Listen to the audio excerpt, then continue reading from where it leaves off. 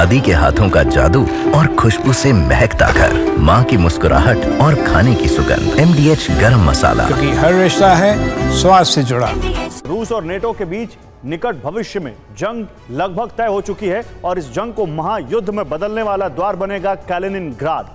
ऐसा इसलिए कहा जा सकता है क्योंकि नेटो की नजर में कैलिनिनग्राद रूस की सबसे कमजोर कड़ी है, जो दबाव बढ़ाने की रणनीति का सबसे कारगर केंद्र है। लेकिन इस क्षेत्र की तरफ बढ़ते नेटो के कदम ही न्यूक्लियर जंग का माहौल बना रहे हैं। आखिर कैसे, इस रिपोर्ट में देखिए। कैलिनिनग्राद ओब्लास्ट रूस का एक ऐसा एन्क्लेव जिसकी जमीनी सीमा ना तो रूस से मिलती है, ना ही रूस की कॉलोनी का प्रमुख देश बेलारूस को छूती है।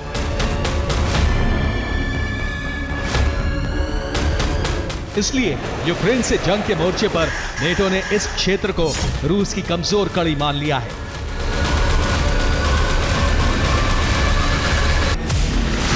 और ऐसा इसलिए माना गया है क्योंकि यूक्रेन के साथ जारी रूस के संघर्ष का विस्तार यूरोप के मोर्चे तक होने की आशंका बढ़ गई है।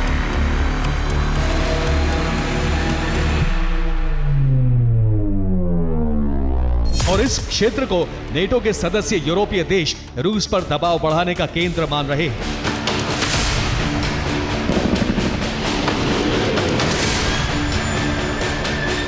इसलिए क्रमबद्ध रणनीति के तहत पहले धमकी का सहारा लिया गया। अमेरिकी सेना के यूरोप और अफ्रीका के कमांडर जनरल क्रिस्टोफर डॉनह्यू ने 19 जुलाई को दावा किया था कि नेटो ने रूस के खिलाफ ऑपरेशनल तैयारी कर ली है। जल्दी नेटो सेना कैलिनिनग्राद क्षेत्र की तरफ बढ़ेगी, जिसका उद्देश्य कैलिनिनग्राद में तैनात रूसी सेना का खात्मा करना होगा और इस ऑपरेशन को रिकॉर्ड समय में अंजाम तक पहुंचाया जाएगा।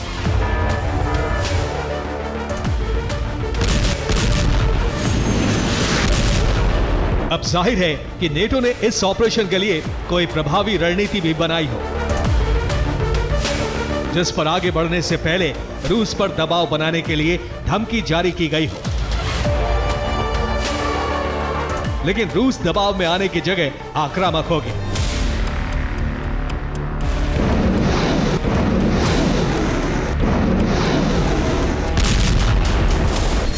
प्रेशर पॉइंट कैलिनिनग्राद यूरोप हो जाएगा बर्बाद।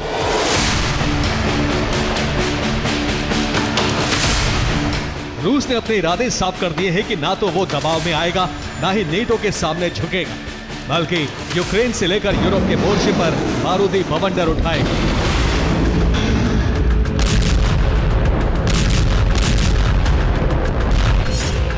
रूसी रक्षा मंत्रालय ने कैलिनिनग्राद की सुरक्षा के लिए 50 युद्धपोत और आपूर्ति पोत तैनात कर दिए। 120 फाइटर और आपूर्ति विमानों की तैनाती कर दी। 10 से ज्यादा कोस्टल मिसाइल सिस्टम को एक्टिवेट कर दिया। यही नहीं, कैलिनिनग्राद में 15,000 सैनिकों को भी तैनात कर दिया है। यही नहीं, रूस अब एक ऐसा कदम भी उठाने जा रहा है जिससे दुनिया महायुद्ध में प्रवेश कर सकती है। क्रेमलिन के सहयोगी निकोलाई पात्रुशेव के मुताबिक कैलिनिनग्राद पर हमले का तुरंत जवाब मिलेगा। रूस की जवाबी कार्रवाई न्यूक्लियर हमले भी हो सकते हैं। अगर यूरोप में हमले की हिम्मत है तो उसे इंतजार नहीं करना चाहिए।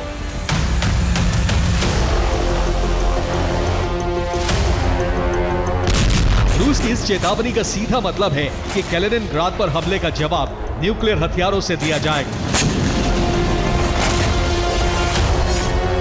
और अगर एक बार न्यूक्लियर हथियारों का इस्तेमाल हुआ तो इस जंग की दिशा क्या होगी, यह पूरी दुनिया जानती है। लेकिन सवाल यह है कि कैलिनिनग्राद को लेकर नेटो की योजना क्या हो सकती है। और नेटो की योजना समझने से पहले कैलिनिनग्राद की भौगोलिक स्थिति समझ लीजिए।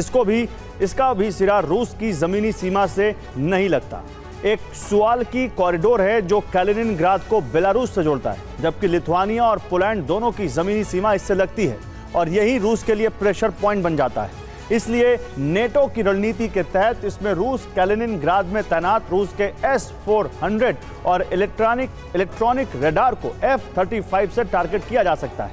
इसमें ब्रिटेन की रॉयल एयरफोर्स के यूरोफाइटर टाइफून प्लेन कारगर साबित हो सकते हैं। या फिर अमेरिकी B-2 स्टेल्थ बॉम्बर का इस्तेमाल भी किया जा सकता है। इसके अलावा कैलिनिनग्राड पर कब्जे के लिए समुद्री घेराव के तहत बाल्टिक सागर में अमेरिका का छठा बेड़ा उतारा जा सकता है।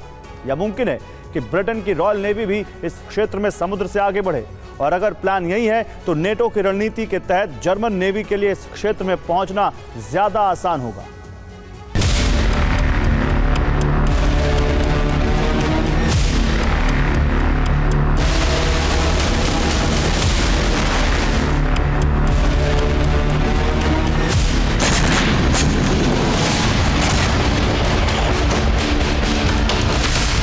दरअसल कैलिनिनग्राड पर हमले का जवाब न्यूक्लियर हथियार से दिए जाने का दावा जिस शख्स ने किया है वो सिर्फ क्रेमलिन के करीबी नहीं बल्कि पुतिन के सहयोगी और एक पूर्व जासूस है।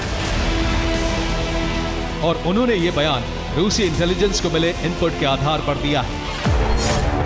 इनपुट ये है कि कैलिनिनग्राड पर हमले की तैयारी हो चुकी है। नेटो ने कैलिनिनग्राड पर कब्जे का प्लान एक्टिवेट कर दिया है।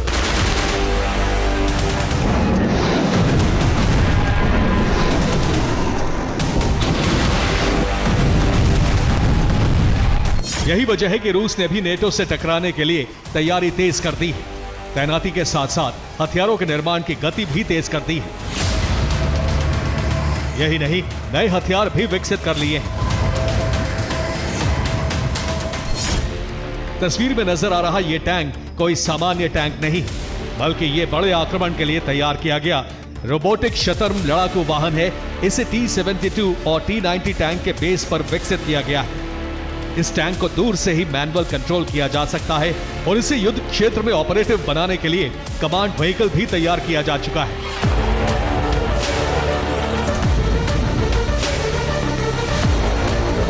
यही नहीं, रूस ने एक ऐसा हाइपरसोनिक डिफेंस सिस्टम भी बना लिया है जो किसी हाइपरसोनिक गति से हमला करने वाले हथियारों को निष्क्रिय कर देगा। इसका परीक्षण रूस ने कैस्पियन सागर में तैनात कॉर्वेट टाइफून से किया है, जिसने रूस की एक मिसाइल को बहुत ही कम समय में गिरा दिया।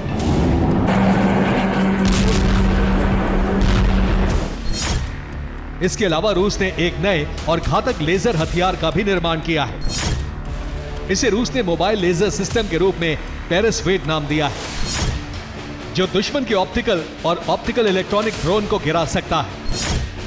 दावा यह भी है कि इस हथियार से दुश्मन के टोही विमान और सैटेलाइट्स को इंटरसेप्ट किया जा सकता है। हालांकि इसे युद्ध क्षेत्र में नहीं बल्कि मॉस्को की सुरक्षा के लिए इस्तेमाल किया जा रहा है। जबकि दूसरी तरफ रूस ने कामिकाज़े ड्रोन निर्माण की गति कई गुना बढ़ा दी है, जिनका इस्तेमाल इस समय यूक्रेन पर किया जा रहा है। अब सवाल नेटो की तैयारी पर है, जिसका जवाब यह है कि अमेरिका की डिफेंस कंपनियां बेहद गोपनीय हथियार विकसित कर रही हैं। ऑस्ट्रेलिया और यूके भी उन्नत परमाणु पनडुब्बियां विकसित कर रहे हैं। इनके अलावा जर्मनी ने भी टैंक निर्माण में तेजी लाई है और फ्रांस ने मिसाइल उत्पादन कई गुना बढ़ा दिया है।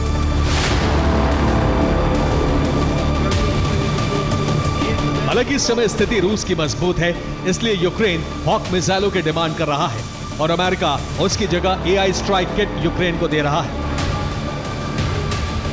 ऐसी स्थिति में अगर कैलिनिनग्राड टारगेट बना तो रूस की तरफ से महाविनाश का द्वार खुलना तय है। Bureau report, TV9 Bharat.